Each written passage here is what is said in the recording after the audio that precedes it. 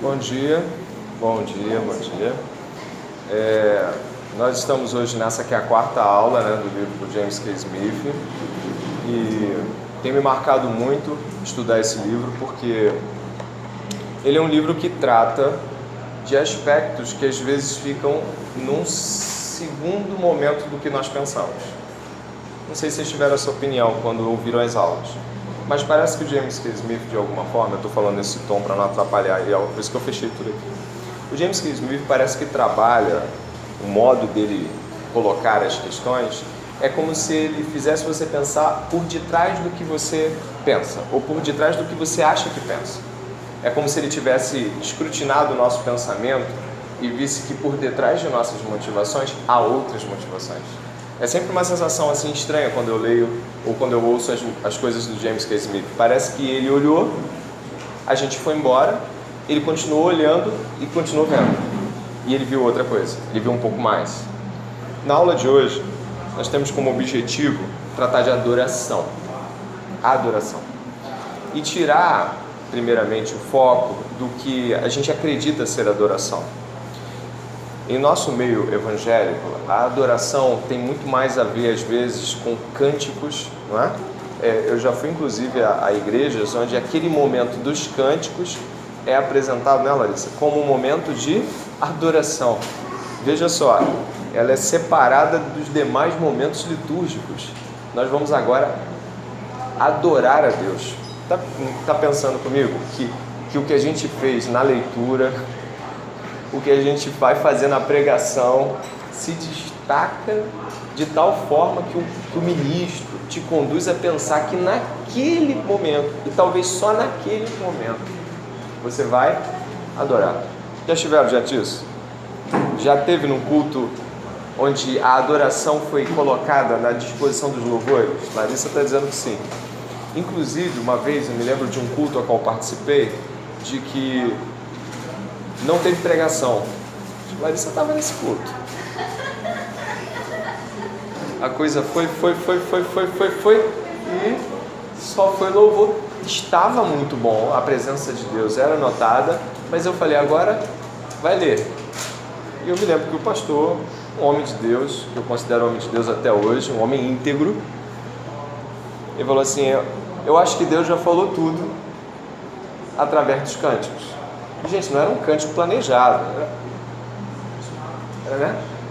era uma coisa de vai outro, agora vai outro. Chegou um momento que eu falei, não vai ter não. E foram 1h30, quase 2 horas só de cânticos num culto pela manhã. Ou pela noite, não lembro, foi noite. Eu falei, gente, o que é isso? E que terminou, e eu lembro que uma das falas dele falou assim, André, a presença de Deus era nítida. Eu falei, com certeza, a presença de Deus era nítida. E hoje foi só adoração, né? Enfim, esse culto ficou marcado na minha mente, essa fala também. Mas a gente quer desmitificar isso. A gente quer trabalhar a coisa em outro nível.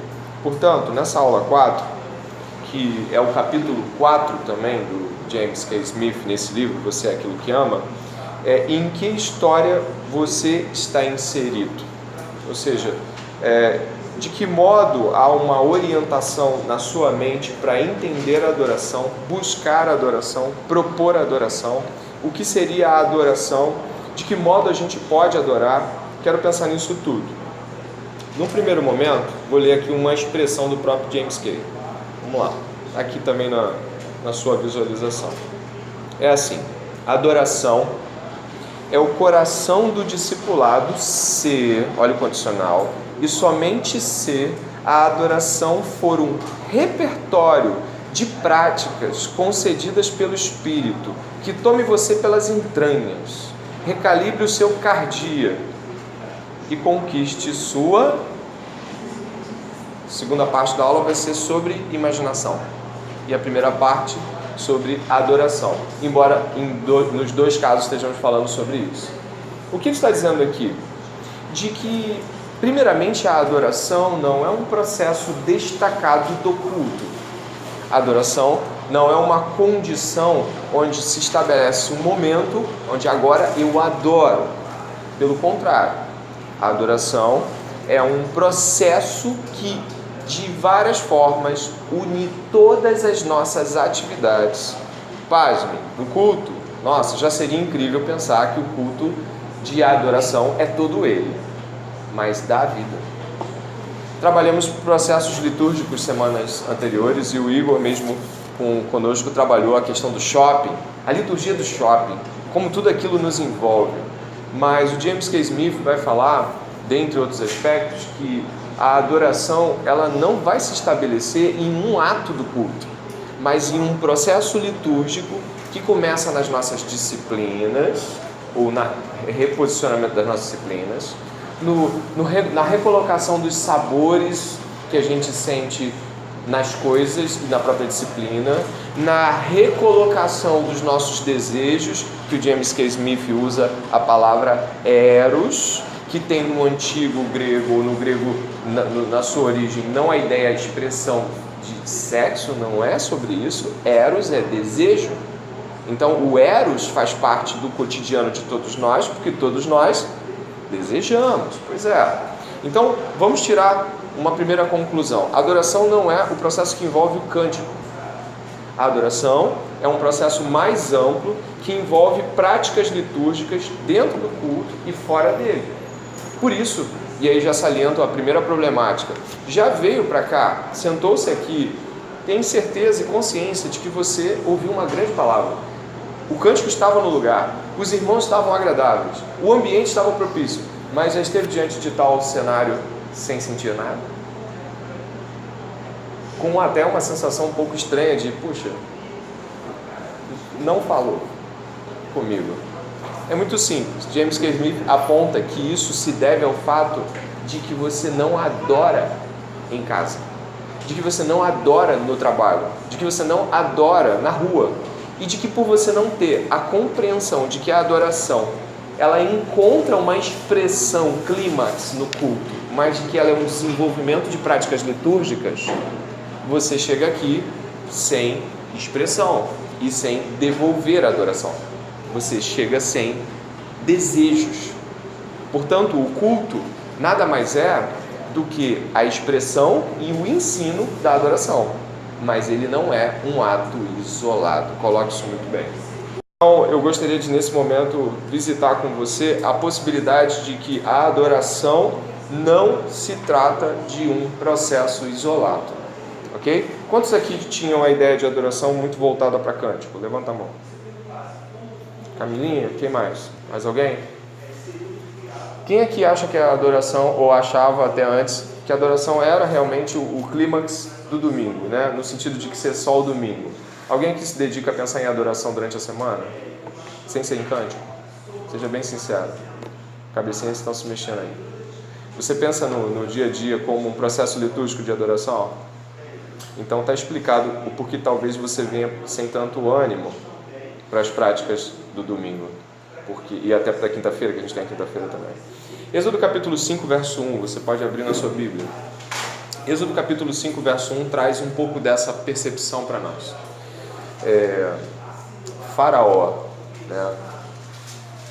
Faraó recebe Moisés e Arão, e a palavra é muito clara, ok? Eu vou pedir que mais de uma versão seja lida, pode ser? Então, alguém levanta a mão, lê, e o outro lê. Vamos dar umas 3 versões diferentes aí. Pode levantar a mão e ler Êxodo capítulo 5, verso 1. Depois disso, Moisés e Arão foram falar com Faraó e disseram: Assim diz o Senhor, o Deus de Israel: Deixe o meu povo ir para celebrar-lhe uma festa no deserto. Obrigado. Mais alguma versão diferente? A todo mundo NA? Corrigida. E depois foram Moisés e Arão e disseram a Faraó: Assim diz o Senhor, Deus de Israel: Deixa o meu povo ir para que me celebre uma festa no deserto. Exatamente. O verso anterior do capítulo 4 diz assim: E o povo creu, e quando ouviram que o Senhor havia visitado os filhos de Israel e visto a aflição deles, inclinaram-se e adoraram. O povo adorou a Deus pela notícia. É muito significativo isso. Nesse momento aqui, Moisés vai até o povo, se revela, aquele processo todo de, olha, Deus quer libertar a gente, e o povo adora naquele momento. A adoração aqui está deslocada do eixo de culto público, reparem. A adoração aqui está colocada numa posição onde há um inclinar-se diante de Deus que não é necessariamente porque eles estão no sábado deles. Um outro processo interessante observar, quando Tomé, isso é importante, quando Tomé se coloca diante de Jesus, ou na verdade Jesus diante de Tomé, e Tomé descobre que Jesus era de fato ressurreto, é importante lembrar que a frase de Tomé é significativa. Senhor meu e Deus meu. Tomé se ajoelha diante de Jesus e adora Jesus após um reconhecimento de arrependimento. Ele se arrepende e adora Jesus, que mostra as suas chagas. Aqui o povo reconhece que Deus vai o libertar e o adora. E aqui nesse processo aqui é interessante observar que algumas versões trazem Faraó, deixa meu povo ir para que me adore. Por que isso é importante? O capítulo 8 também traz isso. Por que é importante? Mas Deus quer que o povo adore Ele, beleza. Mas você já reparou que quando nós chegamos a ver esse povo liberto e esse povo celebra a Páscoa, você já reparou que o que Deus faz com esse povo é mudar toda a sua liturgia de vida? Deus dá leis de alimentação, Deus dá regras de comportamento, Deus dá posicionamento de justiça, Deus dá proposições de ensino, Deus dá 10 mandamentos, Deus dá regras de higiene. Incrivelmente, quando Deus nos resgata para Ele e fala, deixa meu povo ir para que me adore, o adorar de Deus é um completo reposicionamento litúrgico. Não espere obter genuína adoração no domingo se durante a semana você não observa que toda a sua vida expressa uma liturgia de adoração. Eu coloquei uma conclusão orientada aqui. Deus ordena a Faraó que o povo seja libertado para o adorar, mas para adorar a Deus, Ele mesmo lhes dá toda uma cosmovisão diferente, leis, hábitos alimentares, regras sociais. A adoração para Deus não são apenas os atos de domingo, mas toda uma vida reorientada para Ele.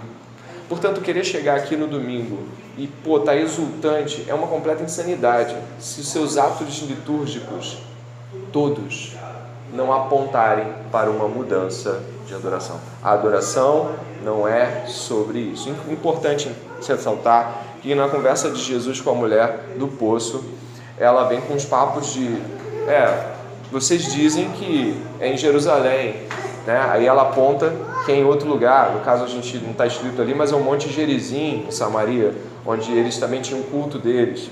Jesus fala, olha, não é aqui nem lá, mas os verdadeiros adoradores adorarão em espírito e verdade. Repare, Jesus desloca isso do eixo geral de liturgia de culto. Ele desloca isso dos prédios, dos templos, o templo dos samaritanos, o templo dos judeus. Ele desloca isso de um eixo igrejístico, eu vou usar essa expressão, e ele coloca isso para um aspecto essencial. A adoração em espírito e a adoração em verdade. Ele desloca isso de um lugar e coloca isso para uma condição de vida.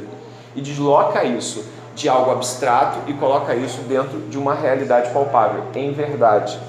A verdade é a palavra. A Bíblia toda é a verdade. Significa que uma mudança toda, uma mudança por completo, é uma mudança que vai apontar para a adoração. Se somos feitos para adorar, vale a pena mudar a vida toda.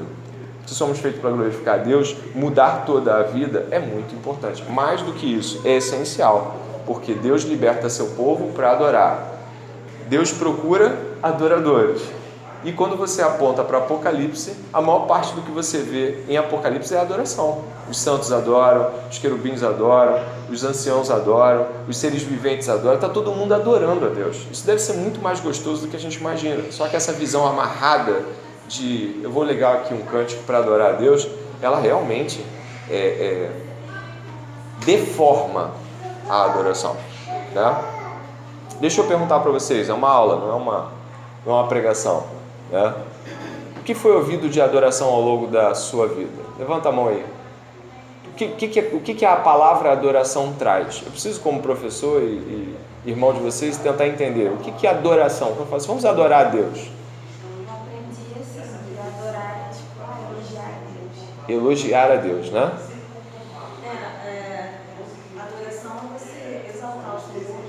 não só com os cantos, mas com toda a sua vida. Com o livro da igreja, com os cânticos, mas ter Deus como centro e principal. E tudo vem dele. Quem nos sustenta é ele. Então ele deve ser adorado. Mais alguém aí? O que a adoração fazia em termos de impacto de palavra? Adoração, o que vem na mente? Eu acho que a adoração, ela sempre teve uma conotação voltada mais para irmãos mais espirituais. Como se houvessem irmãos mais espirituais e aquele irmão, ele entra numa atmosfera de adoração. Também já ouvi bastante coisa em relação a isso. Como se isso fosse tipo um nirvana, que alguns chegam e os outros não. E por isso que alguns sentem a presença do Espírito Santo e outros são mais frios e tendem a não sentir tanto assim. Bom, então, pode falar. Lembro de uma... Era eu? Hã? Pode falar, gente, pode falar. Eu lembro de ter uma época, agora tá menos, mas ficou muito em alta essa questão de adoração extravagante. Adoração extravagante. Que era com alguns cantores, que era uma galera assim, que era muito de que a Tamires falou, que era você botar muitos, essa coisa de botar, era mais voltada para a questão do louvor, né, dos cânticos, e botar aquelas músicas meio, sei lá, mantras assim, e aí você entrava meio que num clima de uma adoração extravagante, e ali era o vamos adorar Deus extravagância. Tem aquela canção que fala assim, Poderoso Deus? Olha, eu já fiquei num culto onde ela durou 15 minutos só com a palavra poderoso Deus. Poderoso Deus. Deus, deixa o céu descer. 15 minutos de deixa o céu descer. Deixa o céu descer. Existe um problema nisso, que é um problema muito sério, a gente vai falar aqui, mas é um problema de ausência de contemplação na vida diária. Então, o ministro de louvor, por assim dizer, ele coloca você forçadamente a contemplar. Como você não está fazendo isso durante a semana, né, aproveitando a deixa do Paul Tripp, você não está fazendo isso na semana. Você não olha para a Bíblia como quem adora. Você não deixa que aquilo te tome. E o que você faz? Você pega, joga a pessoa nos 15 minutos de mantra, e aí ela vai entrando no nirvana dela, e aí ela está em processo de catarse, e quando você vai ver... Ela está assim já. Pergunta para ela, o que você pensou? Eu não sei, mas está tão gostoso. Quando a adoração está muito boa, né? Atrapalha não, mas comete o da palavra, porque a adoração está ali. Então, Sim. Se era 40 minutos, agora é 20, porque... Exatamente. A quantidade grande de louvores que tomou conta do meio evangélico, mais do que a palavra, se deve ao fato de uma ausência de adoração durante a semana, a ausência até de muitos cristãos não ouvem música cristã de verdade. Eles realmente têm um desafio com a música cristã, até porque a nossa igreja não encontra essa barreira do ponto de vista de música de Deus, música não de Deus. Deus fez o mundo, queridos. Não tem essa de música de Deus, música não. Tem música que profana o nome de Deus e vai contra a Bíblia, a gente não deve ouvir, e tem música que concorda com o que Deus diz. E o mundo é dividido assim, senão você vai ouvir música evangélica e tem umas coisas que você vai ouvir, não dá, né? Fala, Camila. Relacionado a isso também, nessa atmosfera, eu percebo assim, a maioria das músicas atuais, o pessoal chama de worship, as músicas duram tipo 15 minutos, e metade da música é só tipo, o som e o pessoal meio que se balançando, entendeu?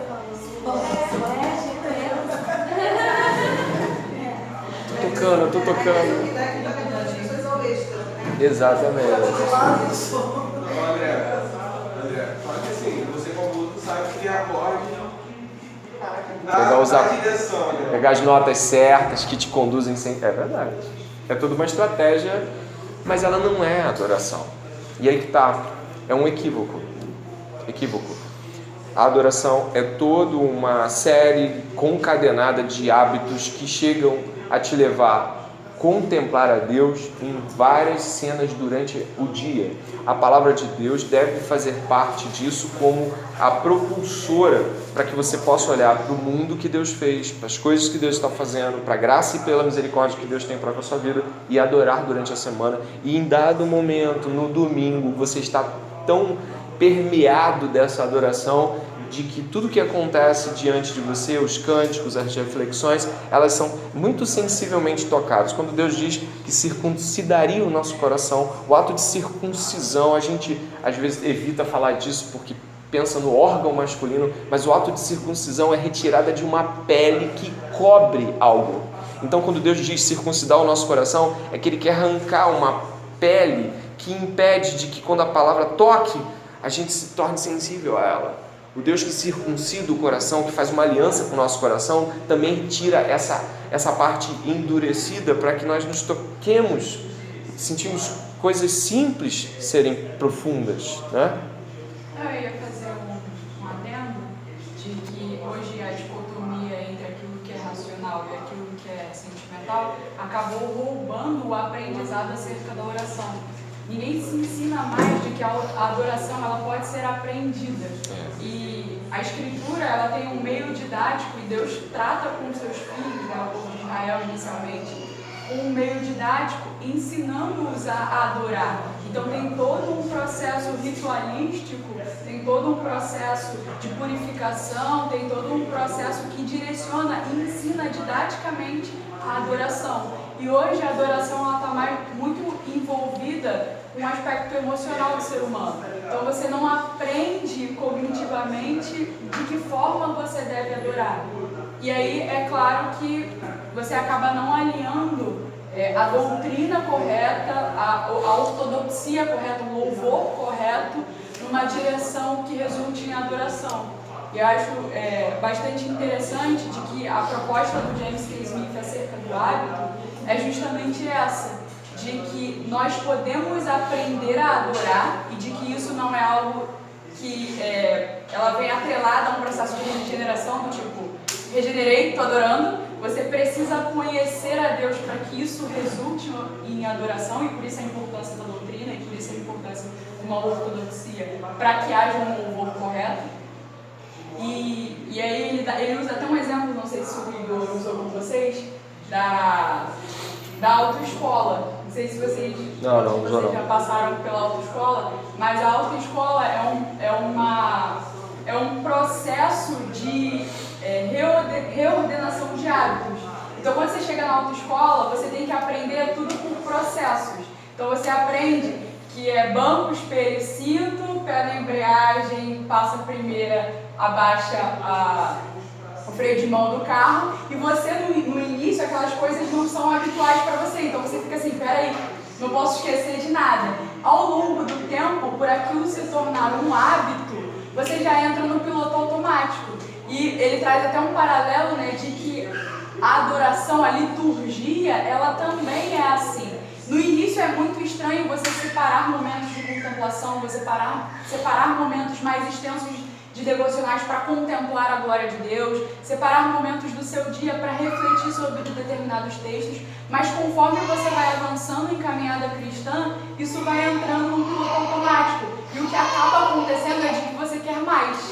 Você já não se satisfaz com 10 minutos, enquanto antes era um sacrifício ficar 10 minutos olhando para um texto, olhando para um determinado livro, contemplando uma paisagem. Então isso vai acabando que entrando. E sim, a adoração ela pode ser ensinada. Como na autoescola a gente aprende processos, e depois quando você entra no carro você já sabe. Você não fica lá, peraí, vou botar o pé na embreagem, vou passar a primeira. Não, você já entra e faz aquilo no automático. Então a adoração é tal como um hábito que se a gente adquirir ao longo da semana, quando a gente chegar no culto, a gente não vai precisar se forçar uma atmosfera de adoração. Isso vai ser algo tal como um hábito. Sim, acho que muito pertinente essa analogia da autoescola, porque de fato é assim. Então a perspectiva de dirigir, ela não é imediata. E mais ainda, Tamires, é interessante observar que muita gente que vai fazer a prova de direção, às vezes já sabe dirigir e reprova, porque ela tem maus hábitos. Eu me lembro de um cara que era caminhoneiro e ele estava tentando pela terceira vez tirar a habilitação, e ele já dirigia caminhão há 20 anos. Mas ele tinha que fazer as coisas performaticamente de tal modo como lhe era exigido na prova de habilitação para caminhão. Então, muitas vezes a gente vem com hábitos de adoração que, na verdade, Deus reprova e Deus não aceita. Mas a gente não quer entrar na autoescola da Bíblia. A A gente quer dirigir o processo de adoração. A gente quer saber mais do que Deus. Muito pertinente. A gente passa a pensar, e aí eu proponho essa frase aí também, essa fala. Você não será liberto da deformação, né, de uma liturgia de adoração rival por novas informações, ou por novas informações apenas. Deus não nos livra do poder deformador de formação de hábitos exercidos por liturgias rivais táteis, apenas nos dando um livro. Pode passar. Em vez disso, ele nos convida para uma liturgia corporificada, diferente, que, além de ser permeada pela história bíblica, por meio dessas práticas, também inscreve essa história em nosso coração, como uma calibração erótica, o eros, o desejo, colocando o ponteiro do nosso amor em direção a Cristo, nosso norte magnético, lembrando a segunda aula. Romanos 12, 1, 2, que foi tema de pregação ontem, fala: rogo-vos, pois, irmãos, pelas misericórdias de Deus, que apresentei os vossos corpos como sacrifício vivo, santo e agradável a Deus, que é o vosso culto racional. Ele não está limitando o culto a uma atuação de domingo, ele está dizendo que o culto racional, a adoração racional, ela é ampla e ela se dirige na direção de Deus quando um corpo é oferecido em sacrifício. Sacrifício da disciplina, da reorientação, da recolocação. Passando um pouquinho, vamos lá. Esse é Thomas Cranmer. Eu conheci o Thomas Cranmer por esse livro aqui. Esse livro, Louvor, Análise Teológica e Prática, do D.A. Carson e do Timothy Keller, é um compêndio de artigos sobre liturgia. Ele foi lido por nós quando, no início do plantio, há mais de 2 anos atrás, e 2 anos e meio, e esse livro trata de liturgias, ou seja, como a igreja construiu liturgias. E fala de Thomas Cranmer. Ele teve um trabalho danado. Ele era um homem do tempo da Reforma protestante, e a igreja da Inglaterra, a igreja anglicana, é a igreja que surge da ruptura da igreja católica na Inglaterra. Então, surge a igreja anglicana, governada pelo rei. Só que Thomas Cranmer vê que não dá para aproveitar no culto da igreja recém-surgida aquele processo litúrgico católico, e de que se você deixasse só um negocinho católico lá exatamente como era, você poderia pôr em risco toda a compreensão de adoração. Então o que o Thomas Cranmer fez? Ele fez algo interessante. Ele pegou e construiu o livro de oração comum, disponível para qualquer um de nós. E o livro de oração comum do Thomas Cranmer, ele envolvia todo o culto, além de propostas que iam além do culto. E ele, no culto, junto com os ministros que eram ensinados, ele propunha que as pessoas pudessem aplicar os processos litúrgicos do culto em casa também fazendo com a família, fazendo leituras, por exemplo. Ele imprimia padrões de, vamos ler salmos de tanto a tanto. E aí ele dizia, em casa você também com a sua família leia salmos de tanto a tanto. O Thomas Cranmer, ele pegou o livro de oração comum, ele reordenou todo o culto da igreja anglicana através desse livro de oração comum e pediu que as pessoas usassem isso como um padrão litúrgico diário de suas vidas. Isso é muito importante. Uma das coisas mais legais que a gente tem nisso é que o livro de oração comum foi um dos instrumentos que Deus usou, por exemplo, para reordenar os afetos de C.S. Lewis. O autor C.S. Lewis, ele fala muito do livro de oração comum e de como o livro de oração comum foi um instrumento de desapego da sua vida ateísta para uma vida liturgicamente cristã.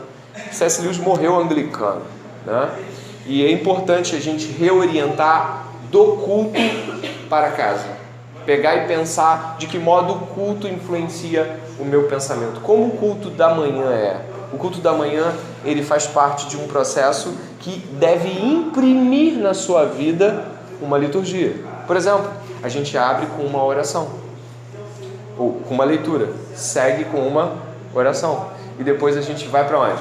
Para os cânticos. A gente tem um processo de lembrar a Deus cantando, e depois tem o catecismo, que é uma regra de vamos gravar isso, vamos memorizar isso, e depois vai para uma aula, e depois vai para um café. Não é assim em casa? A gente deveria pelo menos tomar café, ou em algum momento a gente deveria comer alguma coisa. Então, pensar na liturgia da igreja como um padrão que aponta para a liturgia de casa, mesmo que seja de forma resumida, é o modo como nós pensamos. Por exemplo, quando nós à noite estamos cultuando no domingo, nós recebemos visitantes. Repare que o processo litúrgico é muito diferente. A gente tem a leitura, tem a oração, os cânticos são mais voltados a uma compreensão maior do que cristianismo é e de mais fácil acesso. A reflexão busca um contato com o mundo exterior e a pregação é evangelística. Por quê? Porque nós recebemos visitantes. Então, a doutrina mais densa está pela manhã, que é em casa. Mas de noite é rua. E de noite é mais evangelística. Podemos pensar nisso para a nossa própria vida diária. Deveríamos ser evangelísticos pregando e adorando fora. E mais doutrinários dentro, em casa, nos nossos núcleos familiares. Então a liturgia da IDC, que muito foi influenciada por esse livro que você pode encontrar com facilidade, depois eu passo aí, a liturgia da IDC, ela foi muito calcada em cima de um pensamento onde o culto deveria migrar, progredir para casa, e não apenas ser um ato isolado no domingo. O culto cristão não apenas ensina a pensar, ensina a amar. E faz isso convidando-nos para dentro do relato bíblico e implantando essa história em nossos corações. Implante o culto da manhã na sua vida. Implante a liturgia do culto da noite lá na faculdade. Faça uma reflexão com as pessoas sobre as coisas que estão acontecendo. Portanto, o culto não é um ato isolado. O processo litúrgico deve ser desenvolvido em casa. As crianças precisam ter liturgia. As crianças precisam de cultinhos para que elas possam entender como é que a igreja faz o culto. Porque senão ela chega aqui e vai ficar correndo. Porque ela não vai entender. Ela não vai entender que é para sentar, para que ouvir. Agora é o momento, fecha os olhos, porque tem oração. Ela não precisa a vida inteira alguém dizer, fecha os olhos. Entende? Então as liturgias reordenam e depois elas entram, claro, dentro de um processo de repetição que não é mais tão difícil, né? Passo para o próximo ponto. Se por um lado, então, tratamos a adoração como um ato que estende-se, que transcende o domingo e vai por toda uma... Você vai ter que passar a fio, repetindo, a IDC fez isso, passou a fio tudo que a gente viu na vida como liturgia, para fazer uma liturgia que apontasse para lá de fora, dentro para fora. Você vai ter que passar a fio a liturgia da sua vida, observar onde essa liturgia ela acaba sendo uma liturgia falha, por adorar liturgias rivais, por desejar. O que é uma liturgia rival? É um conjunto de práticas que as pessoas fazem e que leva elas a uma contemplação, um desejo que não é sobre Cristo. Nós estamos numa sociedade magética, ou seja, a gente está o tempo todo no YouTube, no Netflix, no celular, a gente está numa sociedade magética. É muito fácil, repito, se perder dentro de um processo litúrgico. É muito fácil você daqui a pouco estar completamente insensível às coisas que são relacionadas a Deus e seu mundo e tudo que Ele faz. Porque você pode estar imerso em processos litúrgicos rivais. Então você acorda, a primeira coisa que você vê é a mensagem, vai orar. Já é muito simples, né? A primeira mensagem que você receba é que seja do próprio Deus. Acordou? É isso que você faz? Entende o que eu quero dizer? Muita gente já está assim. Acordei. Facebook, WhatsApp. Não precisa levantar a mão. É só acenar com o coração para Deus. Então, ir na direção de uma mudança não vai ser tão fácil. Mas é necessário. É necessário. Então, eu vou usar o Kevin Van Hooser, nesse livro aqui, Quadros de uma Exposição Teológica. Esse livro aqui, o Kevin Van Hooser, incrível, gente. O que ele faz? Ele usa o James K. Smith e depois briga com o James K. Smith. É muito legal, ele faz isso logo no começo. Ele fala que gosta muito do James K. Smith e ele usa... a especulação do James K. Smith sobre o shopping, né? A liturgia do shopping, ele usa e fala, cara, tem tudo a ver. Ele fala também de um processo de McDonaldização, ou seja, nós fazemos as coisas meio que tão mecanicamente que você já viu o pessoal que trabalha no McDonald's, no Burger King? Gente, eles não têm nenhuma expressão para mexer naquelas comidas. 24, André, batata, quer mais batata? Quer mais batata? Batata grande ou pequena? Não tem mais nenhuma expressão. Não tem mais nenhuma expressão. E talvez por isso, na década de 90, os ministros de louvor falaram: agora levante a mão. Agora adore o Senhor. Já viram? Ministro de louvor dando ordem para você adorar a Deus. Olha que loucura.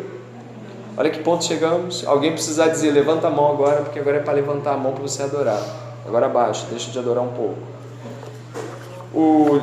O Kevin Van Hooser vai falar que Deus criou a nossa imaginação. Olha que legal o que ele vai fazer com isso. Ele vai dizer que ele concorda com James K. Smith sob o ponto de vista das liturgias, mas ele vai dizer que o James K. Smith deveria dar mais valor ao pensamento. Olha que interessante, né? De que sim, o processo litúrgico perpassa pelo processo cognitivo, e de que o cognitivo é, como Agostinho chama, mente e coração, é tudo junto, bate no mesmo lugar. Mas ele não bate forte no James K. Smith, não. Ele só diz o seguinte: deveria dar um reforço, né? E hoje ele vai tocar nisso. A imaginação não é apenas uma faculdade para a criação de imagens, mas muito mais importante que isso, a faculdade para a criação e descoberta de ligações dotadas de sentido. O que o Kevin Van Hooser trata aqui? Ele vai dizer que o processo de adoração, e esse livro fala muito sobre adoração, é um processo que necessita do uso da imaginação. Vou ser bem direto: Deus criou sua orelha, seu cabelo, seu olho, seu dente, sua boca, e criou também algo chamado imaginação. Mas nós não entendemos que a imaginação também foi criada para a adoração. Olha que coisa. Você não tem o olfato, você não tem o estômago, você não tem pensamentos. Então, o que Deus espera que você faça com a imaginação é que ela seja usada para adoração. E é isso que o Kevin Van Hooser vai salientar nesse livro aqui. Ele vai começar, vai iniciar a sua introdução exatamente com isso. Ele chama de imaginação descartada. Ele vai dizer assim: metáforas que mantêm viva uma nação santa. Tem um trecho aqui que eu destaquei para ler para vocês. Né? Ele vai falar assim, ó: a despeito de concordar com o que amamos é uma visão específica da vida boa, uma imagem implícita do que cremos que o desenvolvimento humano se assemelha, creio que essa imagem, como a própria imaginação, é fundamentalmente cognitiva, em vez de não cognitiva, como James K. Smith sustenta. Então, nesse momento aqui, ele fala: eu concordo com as liturgias, mas eu concordo que as liturgias também são atos de pensamento. E eu também concordo com Kevin Van Hooser em pensar que Deus trabalha com os nossos pensamentos e que os nossos pensamentos e os nossos desejos estão caminhando, e eles estão caminhando para encontrar um propósito, que a gente no final resume como coração. E olha o que ele vai colocar aqui e propor. Vamos lá.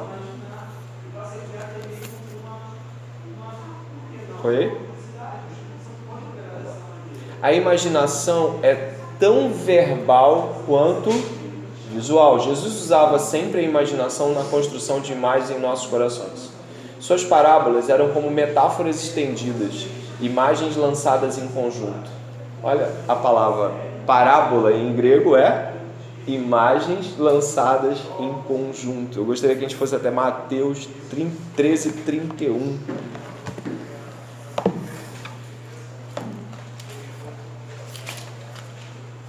Mateus 13:31. Quem encontrar, espera o outro.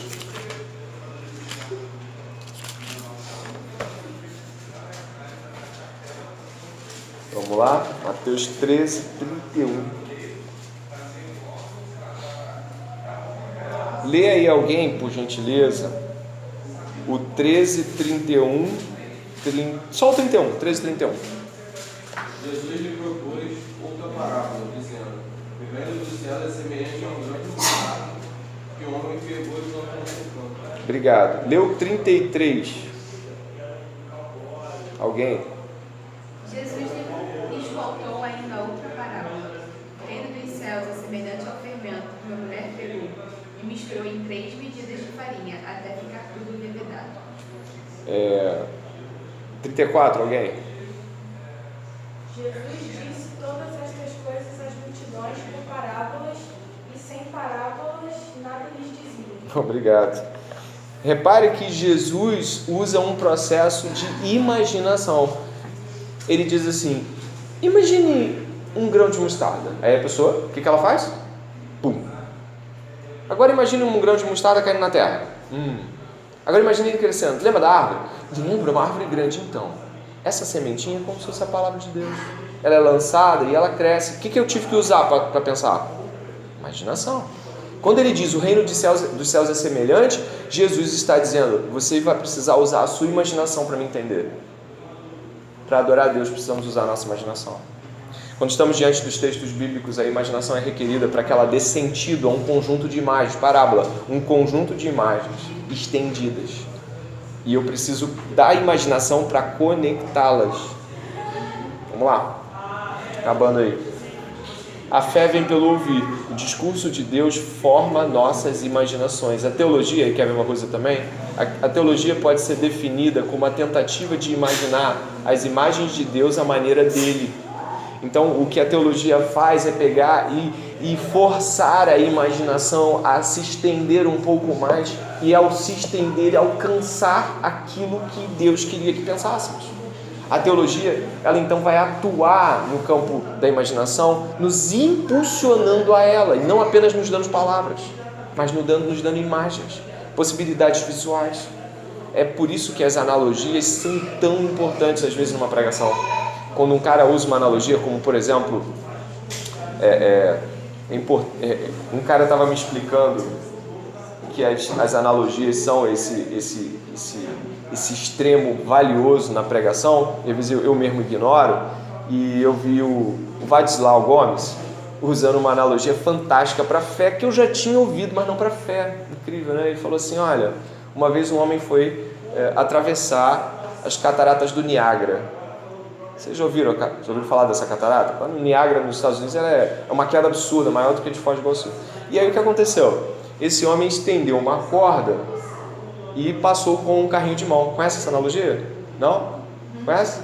Ele passou com um carrinho de mão. Ele falou: vocês duvidam eu passar com um carrinho de mão nessa corda, de lado, empurrando o carrinho de mão? Ele passou. E eu fiquei, a minha imaginação, falei: que louco, numa corda, bamba e com um carrinho de mão. Eu fiquei: meu Deus. E esse Vadislau, ele é um cara que parece que ele prega conversando. E aí o cara foi para o outro lado. Aí o pessoal estava do outro lado: vocês duvidam eu ir de novo? Aí eu: duvido. Aí o pessoal: e aí, quem duvida eu ir pela terceira vez? Aí ninguém duvidou. Acho que você consegue. Então agora vem aqui e entra no carrinho de mão. Entrar no carrinho de mão é fé. Ouvir e ler a palavra, a gente pode, mas Deus nos chama para entrar no carrinho de mão. Aí é fé. É como se Deus falasse: eu consigo, tu viu? Sim, então entra no carrinho de mão. Você pensou agora? Então olha o que você fez. O que você fez? Você usou o quê? E não foi interessante? Foi, né? Você entraria no carrinho de mão? Não. Isso é a cara do pastor.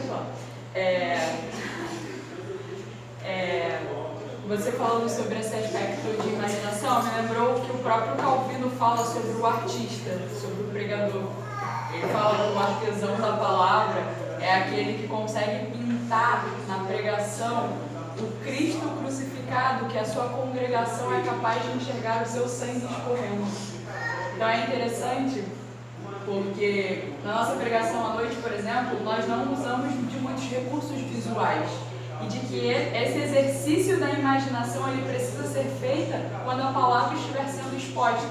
E ao pregador, aquele que está dirigindo a palavra, aquele que está dirigindo a reflexão, propor um convite à imaginação, é importante sempre permitir à sua mente que se esteja envolvido por ela, a fim de encontrar, apalpar aquilo que está sendo dito. E se tratando da pregação do Evangelho, quando a gente prega o Evangelho, as pessoas que estão na frente, os artistas, de Deus, os artesãos da palavra, eles pregam, eles sempre devem visar isso, expor o Cristo de tal forma que a congregação possa alcançá-lo, tateando e possa ver o seu sangue escorrendo. Eu gosto muito quando o Calvino, eu acho que vamos ver até o Calvino nesse quadro de exposições teológicas.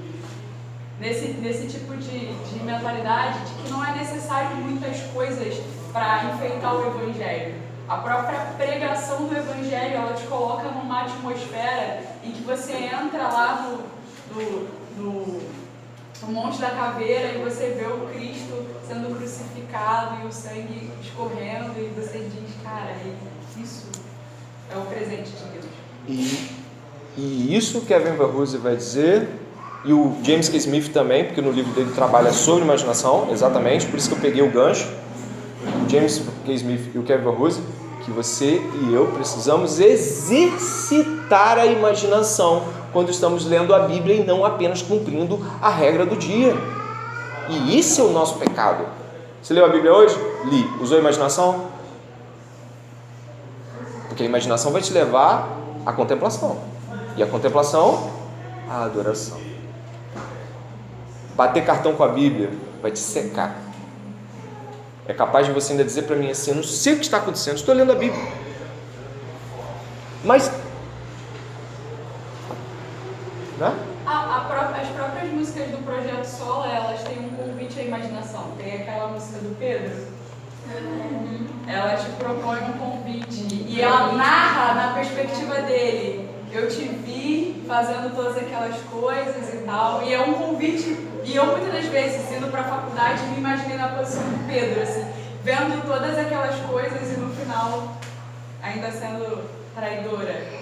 Eu acho que a própria proposta musical do Projeto Sola é também um convite. É Êxodo deles nova, também te coloca no Egito e também te faz gritar como aqueles trabalhadores, né?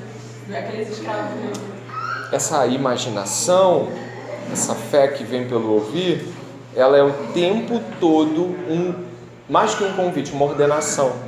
Jesus não fala nada por parábolas, porque ele está forçando, Tamiri já fez essa fala aqui há um tempo atrás numa aula, esse processo forçoso de pensamento para te levar a de fato pensar sobre alguma coisa que não seja o óbvio, não seja o que está estampado na cara. Então a parábola, que a gente viu o resultado ali na palavra em grego, né? Extensões de imagens em conjunto, elas nos levam a ter de imaginar. O reino dos céus é semelhante a um homem que tinha um banquete, tinha um filho e ninguém quis ir na festa do filho. Ninguém quis ir na festa do filho? Ninguém quis ir. O que eles falaram? Vou casar, casei, comprei um campo. E eu também quero. Aí você está na história. Então Jesus tem esse processo de imaginação, né? Você sabe o que imaginar quando eu penso na realidade de igreja que institui o tempo da palavra, como no teatro, por exemplo, é um ensino preguiçoso, inclusive. Se força, tá ali. Tipo, já está ali, você tem que prestar atenção, né? E é muito mal feito muitas vezes. Também tem, sobre essa questão da imaginação, tem um artigo da Raquel do PNO que fala sobre a nossa mente poder nos trair. Então, como nós não usamos a nossa imaginação para adorar a Deus e nós, usamos para criar uma vida utópica que seria muito melhor e que passa toda a história na nossa cabeça, estamos como se fosse falando para Deus que a nossa vida é muito melhor do que o que Ele propôs para nós. E dessa forma estamos começando a nos adorar do que adorar a Deus. E com isso já quebramos totalmente o culto que nós devemos prestar, o culto racional a Ele. E o que não seria ansiedade, senão um conjunto de imagens sobre o pior. Estamos terminando. Então existe aí uma necessidade de pensar e sentir e amar e desejar. Filipenses capítulo 4, versos 7 ao 9, diz assim: e a paz de Deus, que excede todo o entendimento, guardará os vossos corações e os vossos pensamentos em Cristo Jesus. Repare a unidade aí. Quanto ao mais, irmãos, tudo que é verdadeiro, tudo que é honesto, tudo que é justo, tudo que é puro, tudo que é amável, tudo que é de boa fama, se há alguma virtude, se há algum louvor, nisso pensai. E o que também aprendeste, recebeste, ouviste em mim, isso fazei. Pensai, fazei.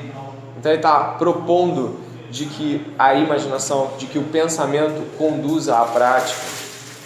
E concluindo aí, pois não. É interessante porque me lembrou também Colossenses 3, que ele fala que se formos, Colossenses 3, fomos ressuscitados juntamente com Cristo, pensar nas coisas do atual. Então, juntamente com o Filipenses, não é uma possibilidade, não é uma posso pensar como posso não pensar, eu posso imaginar hoje, ou eu posso não imaginar, mas uma ordenança. Então, se somos ressuscitados e crucificados com Cristo, se no caso seguimos os passos dele, precisamos pensar nessas coisas, precisamos pensar em Cristo. E o fato de ser uma ordenança torna a coisa bem mais séria. Eu não posso deitar na minha cama e fazer o que eu bem quero da minha imaginação, mas eu preciso levar cativo a minha mente. Exatamente. Ser uma ordenança. Exatamente. Terminando, portanto, a liturgia do culto e da vida precisam estar completamente mudadas para que haja genuína adoração. A imaginação precisa estar completamente a serviço da adoração, formando imagens integradas de adoração a partir da fé que vem pelo ouvir. Esse livro aqui, já li muitas vezes, recomendo, Penetrado pela Palavra, John Piper.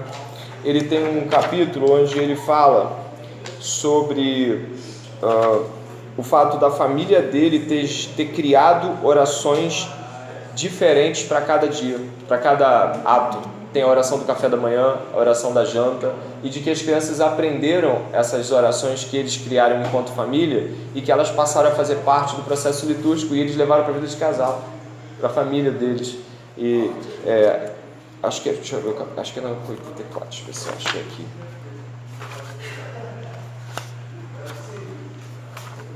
Não, vou ter que procurar, mas eu deixo na mão de vocês. E ele vai falar que ele criou processos litúrgicos de adoração a partir da oração com os filhos e a esposa.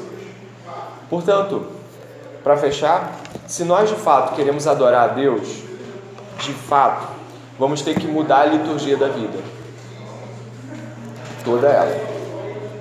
Se nós de fato queremos adorar a Deus, vamos ter que usar todo o poder da nossa imaginação que Deus deu para ser adoração para Ele, apontando nas Escrituras e a partir de um olhar de imaginação, vendo a cena, sentindo a cena, presenciando os atos bíblicos, de tal forma que as histórias bíblicas sejam internalizadas, sentidas, lembradas. Então é como se a Bíblia o tempo todo estivesse estampada diante de nós. E eu peço que a gente possa fazer isso o quanto antes. Faça isso hoje. Você não ficou imaginando o cara na corda com o carrinho de mão? Pois é, mas em casa ninguém fala, imagine. A Bíblia fala, leia, se coloque na posição desse personagem. Fique ali sentado com esse personagem. Sinta o que ele está sentindo, os dramas que ele poderia ter sentido. Qual o medo que eu sinto quando eu saio, fujo de Faraó, estou celebrando. Eu saí do Egito, de repente eu encontro o mar. Quantos já devem ter ouvido essa história, mas quantos pensaram que eles nunca tinham visto um mar se abrir? Quantos não tinham presenciado nada disso nunca? Eu nunca vi mar se abrir. Então, se eu estou sendo perseguido por bandidos, eu, André, estou fugindo, eu encontro o mar, gente, eu fico, perdi, já era, eu vou dar. Então, você imagina, você sai e encontra o mar. Agora imaginou, né? Medo, dúvida. O que eu faço diante do mar? Aí o mar abre. Isso é incrível, né? Aí o mar abre. O mar que abre é o poder de Deus. E aí a gente consegue sentir a história. Porque imaginou a história. Entrou na história. Fez perguntas à própria história. Bem? Alguém quer fazer alguma última colocação? Tamires, os irmãos...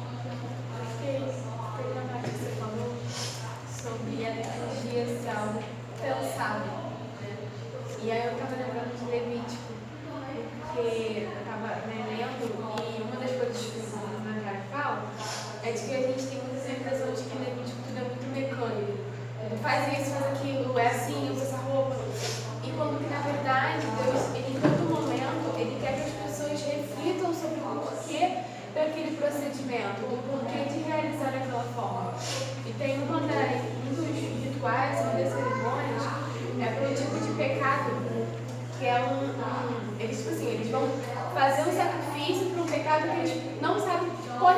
sentido. E o comentário que ele traz essa reflexão de que esse tipo de sacrifício era justamente para que em cada ação o hebreu pudesse pensar se aquilo era pecado ou não. Então não era simplesmente vou fazer esse sacrifício porque Deus mandou, mas será que como eu tenho agido, como eu tenho feito a minha vida, para ele pensar se aquilo que ele está realizando, pensando e sentindo é pecado ou não puramente uma cerimônia. Muito bom, muito bom. Mais um comentário? Algo chamou a atenção? Fala aí. Algo reorientou? Algo fez refletir? A gente acha que, nossa, talvez, eu não tinha essa ideia de que até a nossa imaginação pode ser redimida. A gente usa a imaginação para tanta coisa e às vezes não usa ela para adorar a Deus. Então, acho que isso, nossa, mudou totalmente a minha concepção de adoração no meu dia a dia. Glória a Deus. Glória a Deus.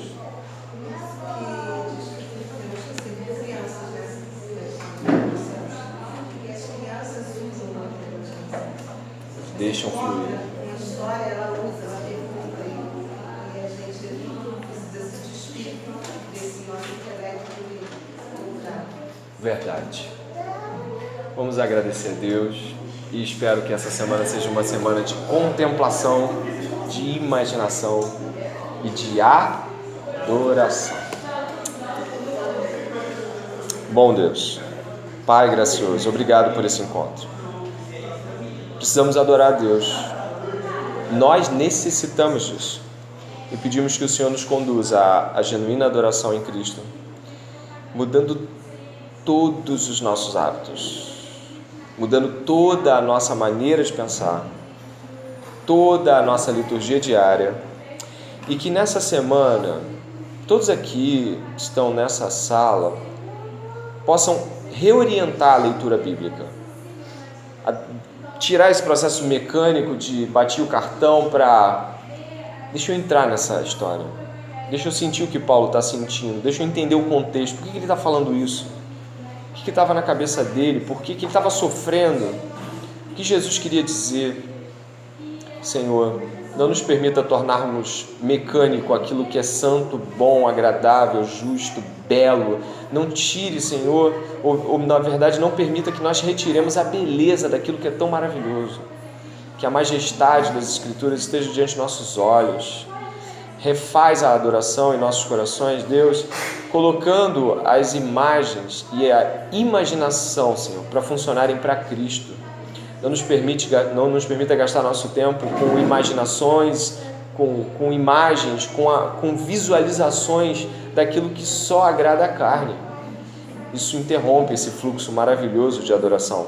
Antes, Deus, aviva em nós essa imaginação, essa contemplação, essa direção de olhar e ver Cristo através das cenas da Bíblia, a Bíblia em movimento, Deus. Perdão porque muitas vezes nós ignoramos essas ordens e nos tornamos pessoas ressecadas, frias diante da beleza da Escritura. Que a beleza do Evangelho na face de Cristo seja uma beleza encantadora nesse domingo. Em nome de Jesus. Amém.